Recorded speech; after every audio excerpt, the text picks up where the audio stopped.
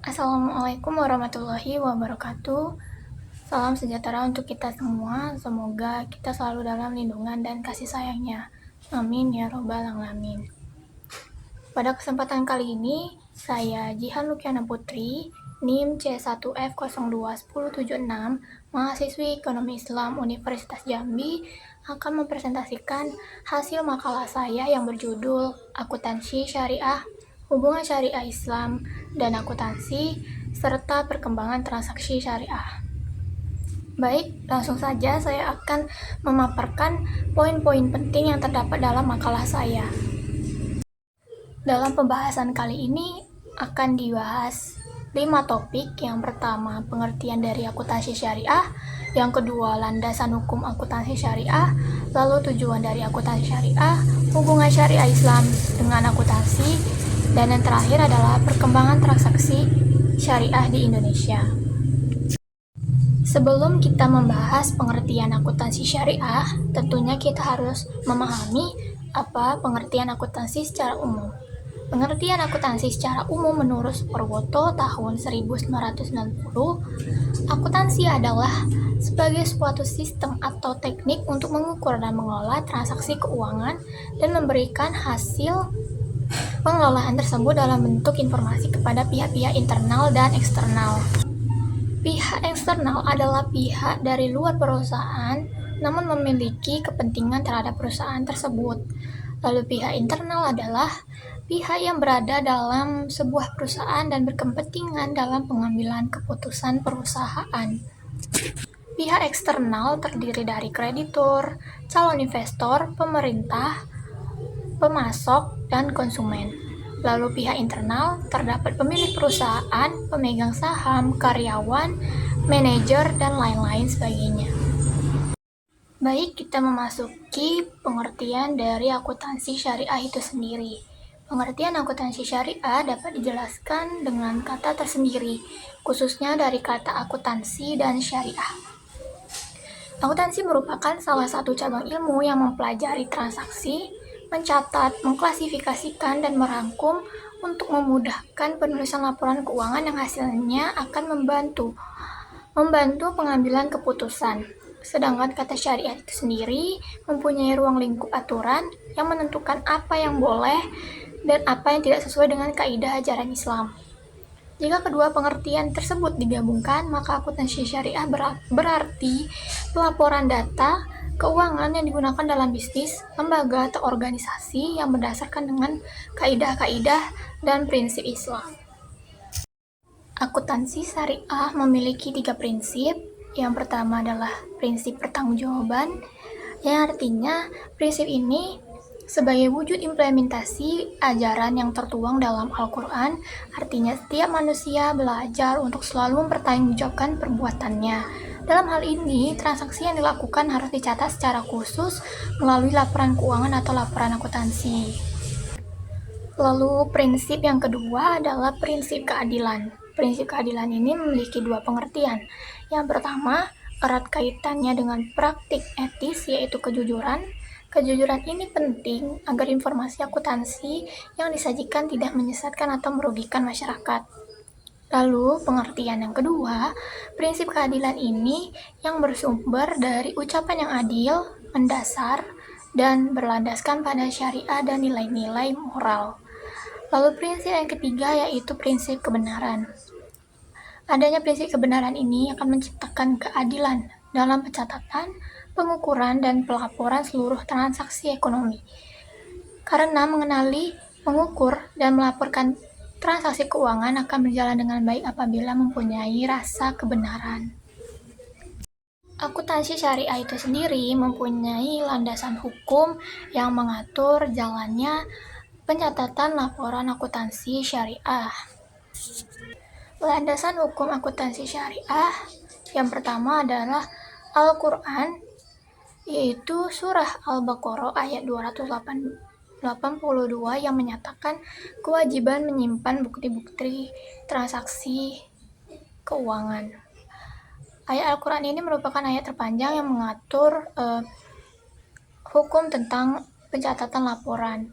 Lalu yang kedua ada surah An-Nisa ayat 29 yang berkaitan dengan larangan mengambil milik orang lain tanpa akibat.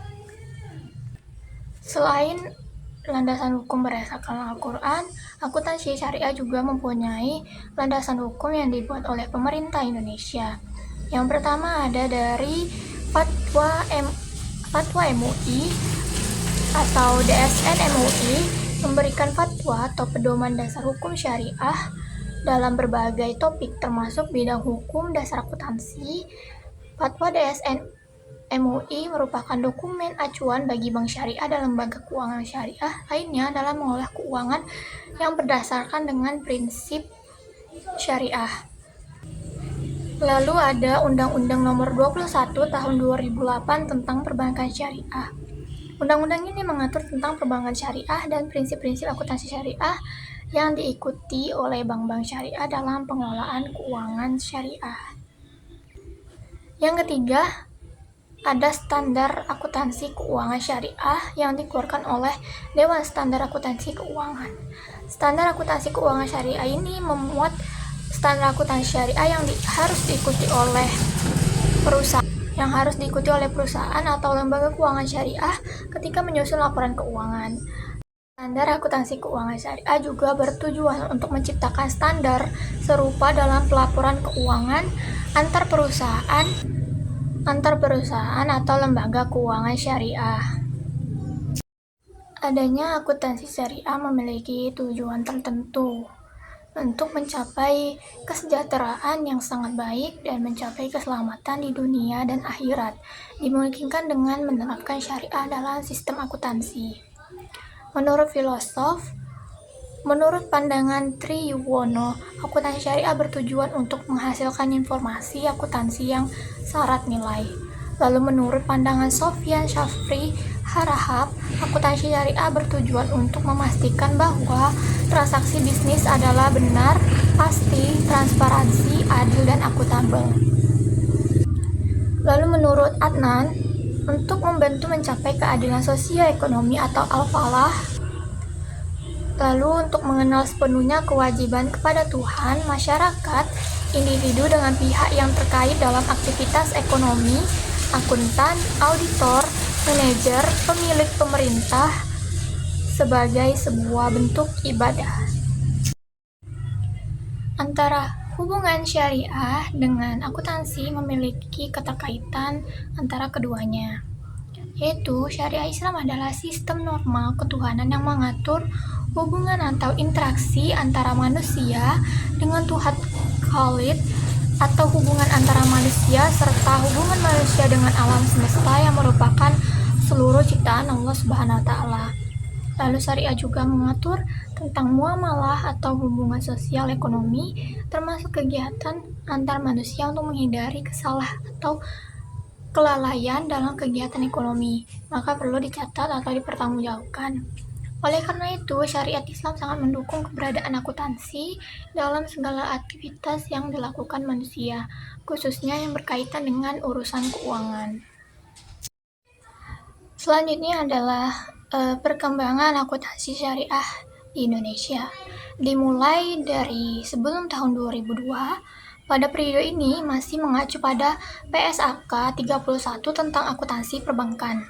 Walaupun tidak dapat dipergunakan semuanya, terutama paragraf-paragraf yang bertentangan dengan prinsip-prinsip syariah seperti perlakuan akuntansi untuk kredit.